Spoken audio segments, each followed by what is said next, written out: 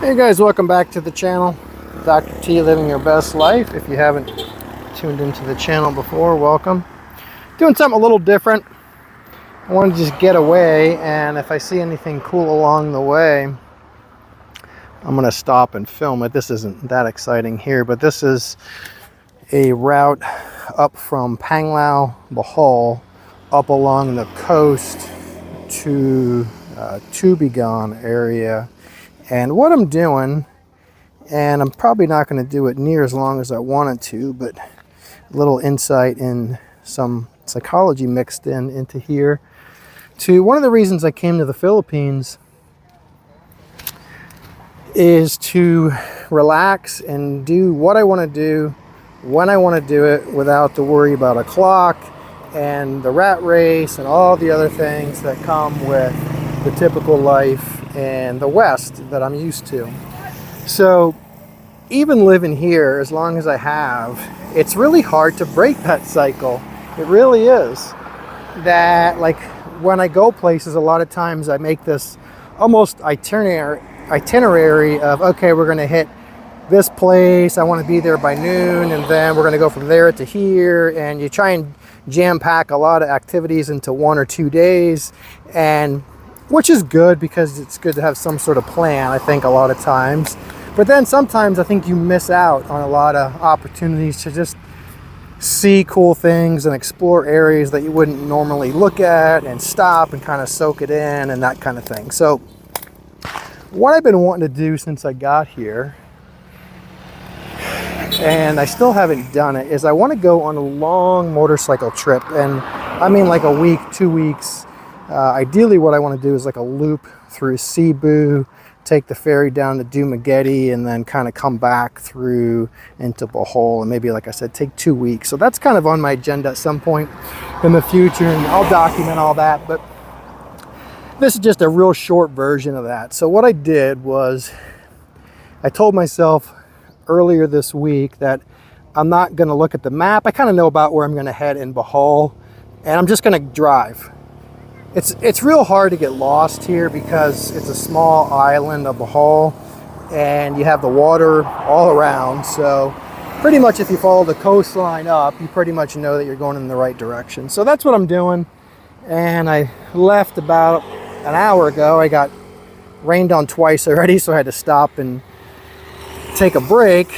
But I just stopped. This, like I said, it runs up along the water, and you got all these cool little spots along the way, and there's some good overlooks. I'll stop along the way, but I think I've been just missing out on stuff like this.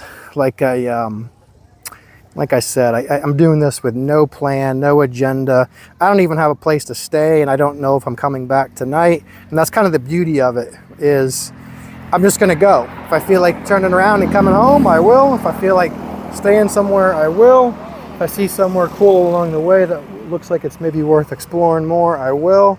I have no agenda, no time crunch, no nothing, and I'm just kind of letting the road takes me where it takes me. I was telling my girlfriend the other day that Harley Davidson in America used to have this commercial. You guys probably remember if you're American. One of their famous commercials was, "It's not the destination, it's the journey." And I told her, basically, I feel like I get caught up on the destination sometimes. I get so focused on where I'm going, when I have to be there, etc. And like I said, I think that's just left over in my mindset of working my ass off for 30 years on the Western time crunch. So trying to break that, and it feels weird because I kind of keep wanting to just get there, which that's not the point of this. I just want to explore. So like I said, if I see something cool along the way, I'll stop and show you guys, but and kind of tell you, I guess, how I feel at the end of this little 1 or 2 day trip, and then see if I'm going to do, like I said, a long, maybe a 2 week version of this in the future. All right, catch you guys up with you guys in a bit. Okay, I'm here at Cruz Watchtower, which is about an hour north of Alona Beach, way of scooter. It's worth checking out. Really cool watchtower built in 1796 out of coral stones, and it's right here on the water, and there's a beach down there that you can go dip off into. So check out my longer video. I did a longer video, kind of a tour around the place. So beautiful place, definitely worth checking out.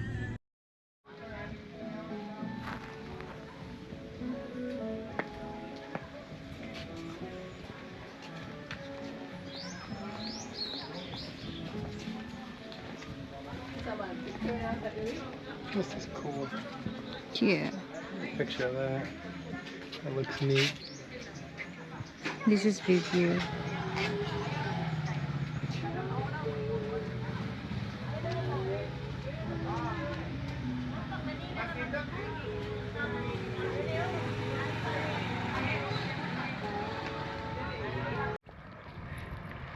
Okay, so this is where I walked down the stairs. I'm going to show you, pan back over here. There's the tower, and there's 2 sets of stairs you can go down. And this area is actually really cool. This is all the part that used to be totally underwater. There's a couple caves under there, and you can see all the coral and stuff here. And this water over here, the scenery is just amazing, and the water is crystal clear. I mean, like a swimming pool clear.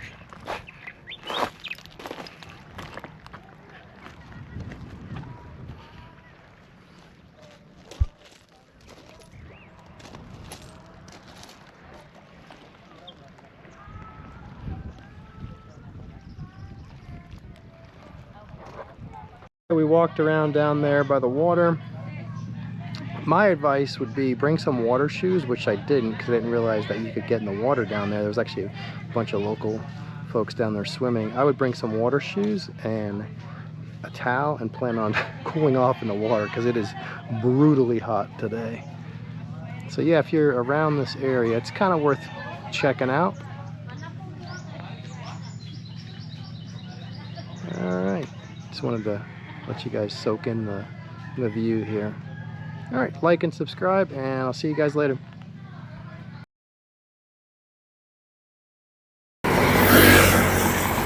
Hey guys, picking back up. I had to pull over for a while. It was pouring down rain, and I brought this cheap fake North Face jacket off of Shopee here. And it was supposed to be waterproof, and it was waterproof for all of about 2 minutes. So I was drenched, like soaking wet.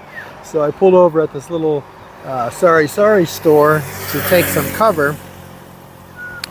And one of the coolest parts about the Philippines is everywhere you go, all these little towns have these little sorry stores, basically little mom and pop stores. And almost every other street in these little province areas has these. And anyway, I stopped there to dry off, and I asked the guy, I said, any chance you have some coffee? And he had instant coffee, but he said, I don't have hot water. I said, oh, that's all right, thanks. And he says, I'll have my wife make some hot water and bring it over. I only live like right behind here.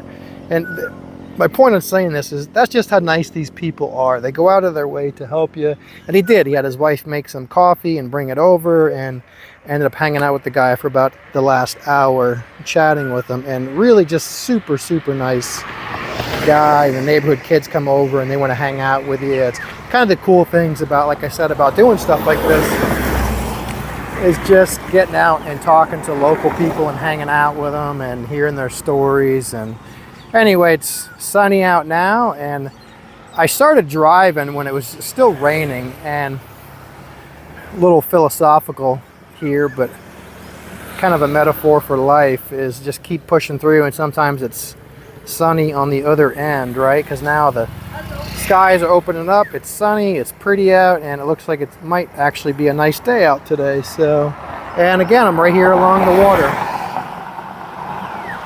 So, all right, catch up with you guys in a bit. Hey, I was right down the road from where I last was taping, and I'm in Loon, just like it sounds, Loon. And I came across this beautiful church. It's huge. It's got to be 30 meters, 40 meters high, something like that, or more. Not well taken care of, it looks like. The grounds, I don't know if it's still a functioning church, but I just wanted to walk up and take a look at it. Some of this old architecture they have here is pretty impressive. So let's walk up and take a look at this sign over here and see what this says. See if we can learn anything. Educate ourselves along our trip here. I like learning about these old buildings. Sometimes they're pretty cool.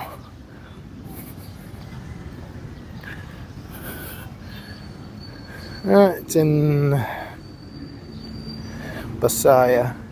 No idea what that says, other than I see 1753 on there. And it looks like coral stone, if I had to guess. I'm assuming, based on some other architecture I've seen here. Wow. Yeah, it's an impressive church. Oh, it is functioning. There's people inside.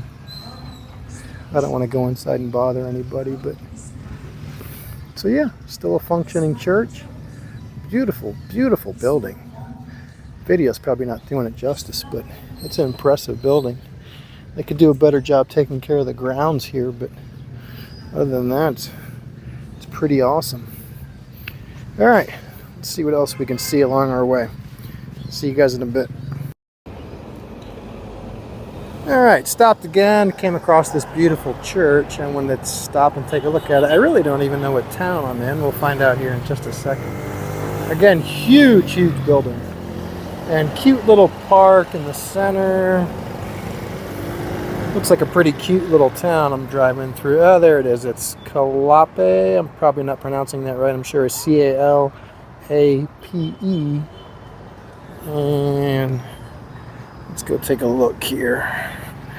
Let's check out what we can see here. See if it says anything interesting over here.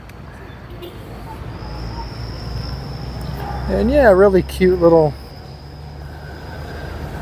park in the center of the town here. Yeah, they got a service going on. Actually, it looks like it might be a wedding. So yeah, I think it's a wedding. So definitely not going to go bother that. But yeah, a lot of these little places to go check out along the way if you're in the mood for taking this route. Like I said, a longer way, but a much prettier route for sure. The other way is kind of through little provinces and not much to see on all the other routes. I've taken about all the routes you can take up to this area. So, hey guys, say hi.